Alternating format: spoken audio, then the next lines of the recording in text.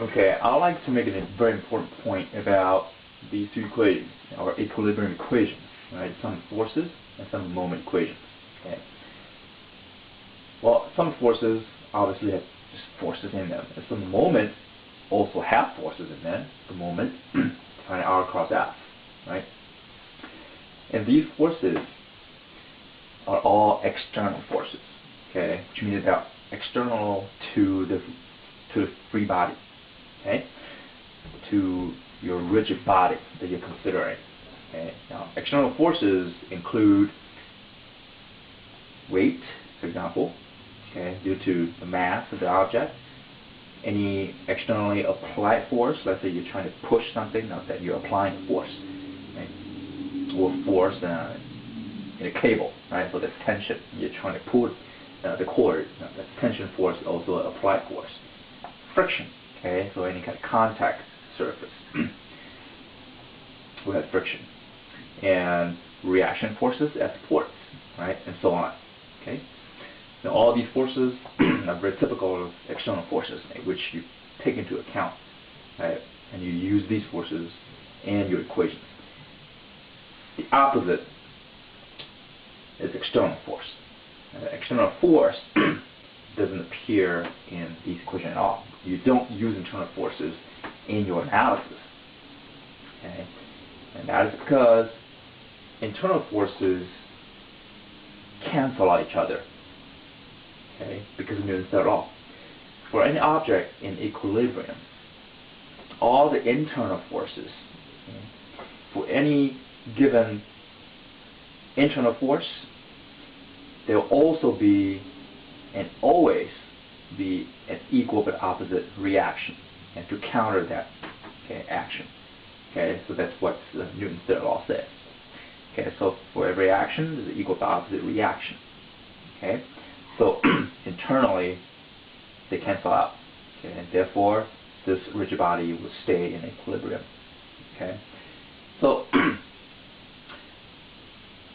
just keep in mind, all internal forces, okay, are not part of these equations. Okay. Now, sometimes it's your choice of free body diagram. Okay, what do you take as a free body diagram, okay, that would affect what force or forces become internal or external forces? Okay, so that's your choice. Example. Look at this example 5.6 in textbooks. Okay. You have this cable, okay, wrapped around pulley, and the pulley is attached to a wall. Okay. So the pin at this pulley, the pivot point where pulley rotates about, point A, and this rope, one end of the rope is attached to the wall at C. At the other end of the rope, okay, you apply 100-pound force, pulling it down. Okay, and this side is vertical, okay? On the other side it's a 30-degree angle. Okay? Now you're asked to find the reaction forces at A. Okay, a reaction force at A. Okay, vector. Okay? Now this is a 2D problem, so this means that you're actually asked to find reaction force X component, okay, and reaction force Y component. Okay, so there are actually two unknowns. Okay. So find the reaction force, okay, and also if you look at this whole free body diagram, okay, what do you draw, okay, just so that the free body diagram that you draw will enable you to find these two unknowns. Okay? So obviously you want to choose something that will include these two unknowns. Okay? So let's pick something. Okay? Now we have a couple of things going on here. This whole system right here, we have a rope and we have a pulley. Okay? Now, what if we consider them separately? Let's see what happens. So, let's draw the rope. rope itself. Something like this. Okay. And then you draw separately the pulley. Okay. Round pulley. So that's point A right there. Separate free bodies. Okay. So we're going to call it free body diagram 1. Free body diagram 2. Okay. So I choose this rope as my free body. Okay. And nothing else. So I free the rope up from the physical attachment, right? So just the rope, and then I'm going to draw all the forces acting on this rope. So obviously now we have 100 pounds here. So okay, I do know that. Let's see what else. Oh, right here at this end I have point C, but if I draw a rope, I don't really have to extend all the way to this point C right here. Okay, I can cut it off. I can cut it off right here. It's still okay. So exactly what I'm doing here. So again, I'm going to cut it off here. Okay, so that's the cutoff point. And so at this point, the only force that I have is tension. Okay, so tension force in the rope, called T. And it is. This force and a tension force. Or really, is that it? Look at this right here. Now this rope right here is in contact with this pulley. So now that I've separated out this rope from this whole system, I must take into account the force exerted on this rope by the pulley, okay, which is somewhere from here to maybe around here, okay, all the way from here to here. There are forces, okay. It's not just one single force. It's actually a distributive force, okay, continuous force, right? So it's actually coming this direction, something like this. Okay, so the forces are actually perpendicular to each and every point along this rope. Okay, now these forces, pressure force. Okay, so the magnitude of that, we don't know. Right, and what kind of distribution, we don't know either. Okay. All right, so there are lots of unknowns here. Okay. The force distribution, right? Force is a force function. Okay, so it's not a single number. Okay. All right. Force vector. So that's my free body diagram 1. Now, obviously, this is no good. Okay. Now, first of all, we have this other unknown, tension, T, and we have this force, distributive force, okay, which is also unknown.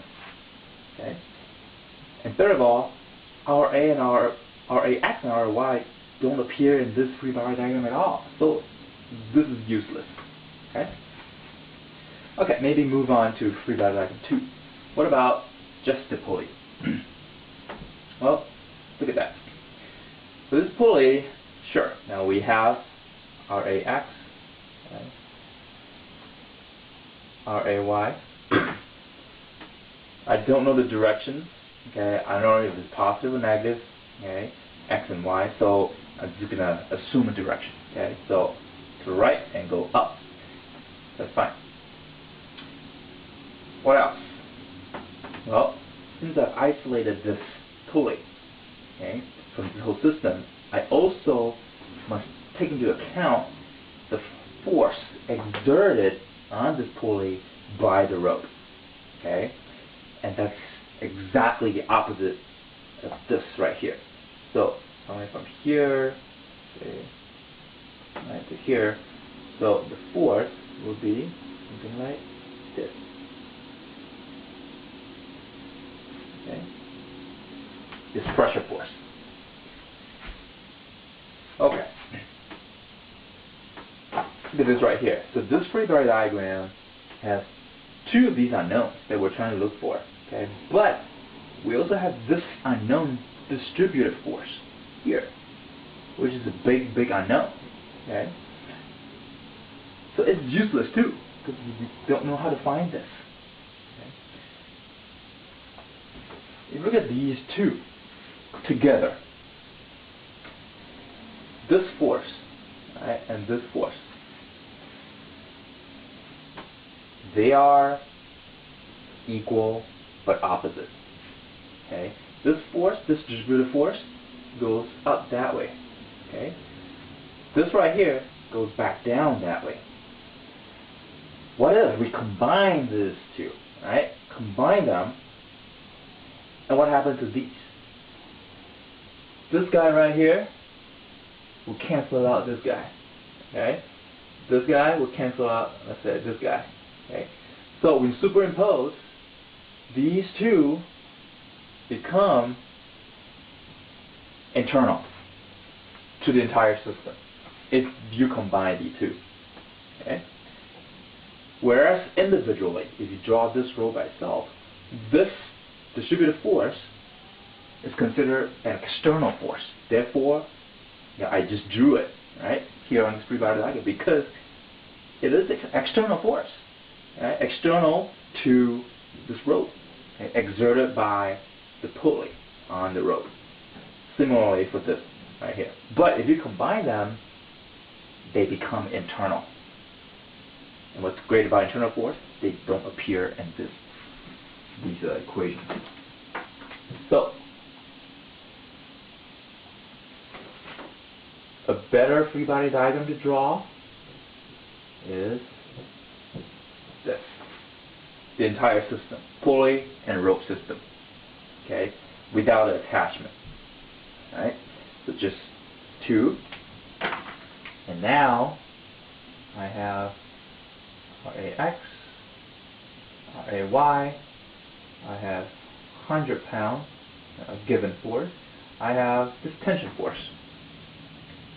That's it, nothing else. Okay?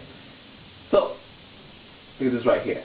I've eliminated this internal force, okay, this distributed force in this free body diagram. And I'm now left with 1, 2, and 3 unknowns. And 3 unknowns, I have 3 equations, exactly right here. Okay? 2D problem, so x and y.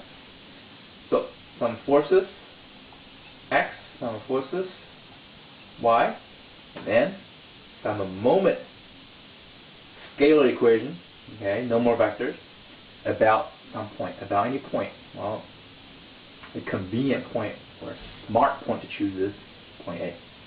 Okay, because RA and RAX and RAY both pass through point A.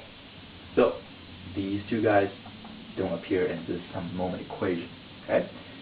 So now you have 3 equations, 3 unknowns, no problem. Okay? So the math itself, well, just look at example 5.6, okay, page 217. Right? And just solve for them. Okay? So the math is very straightforward. Okay? So this illustrates, right, the importance of choosing the right free body diagram, just so that you can eliminate some forces and make them internal forces. Okay? So they don't appear in these equations at all.